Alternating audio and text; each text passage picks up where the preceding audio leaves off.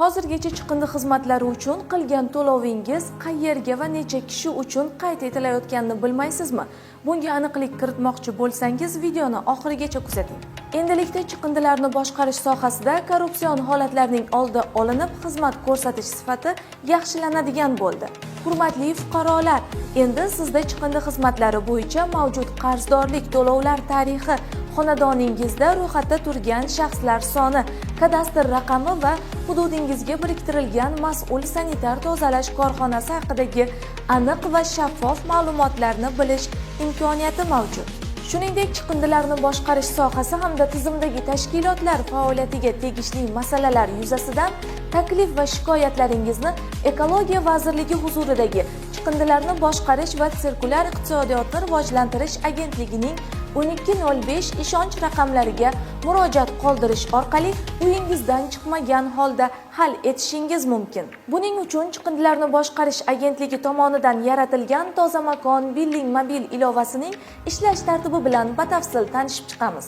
Mazkur mobil ilovadan foydalanish uchun App Store hamda Play Market ilovalaridan Toza makon ilovasini yuklab olish talab etiladi. O'zingizga qulay tilni tanlab davom etish tugmasi bosiladi. Tizimga kirish uchun esa ikki xil usulda foydalanish mumkin.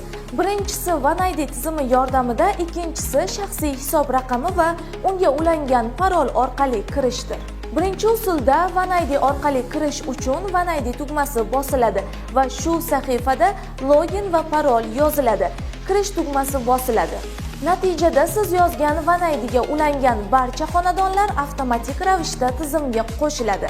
Ikkinchi usulda shaxsiy hisob raqam orqali kirish uchun aynan shu hisob raqam yaratilgan parolni terish kerak bo'ladi. Sanitar tozalash xizmatlari uchun shartnoma imzolashda taqdim etilgan 12 xonali bo'lgan raqam bu sizning shaxsiy raqamingiz hisoblanadi.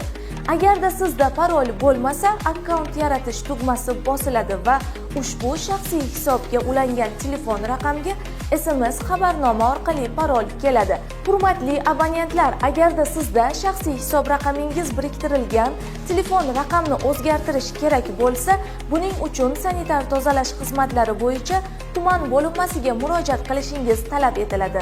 Yuborilgan raqamga kelgan parolni kiritganda mazkur xonadon to'g'risida ma'lumotlarni ko'rish mumkin bo'ladi. Eslatib o'tamiz, mobil ilovada to'lovlar tarixi, balansni to'ldirish, qarzdorlik, tarif summasi, kadastr raqami, yashovchilar ro'yxati kabi xonadon to'g'risidagi ma'lumotlar hamda hududga biriktirilgan mas'ul xizmat ko'rsatuvchi sanitar tozalash korxonasi haqidagi ma'lumotlarni ko'rish mumkin.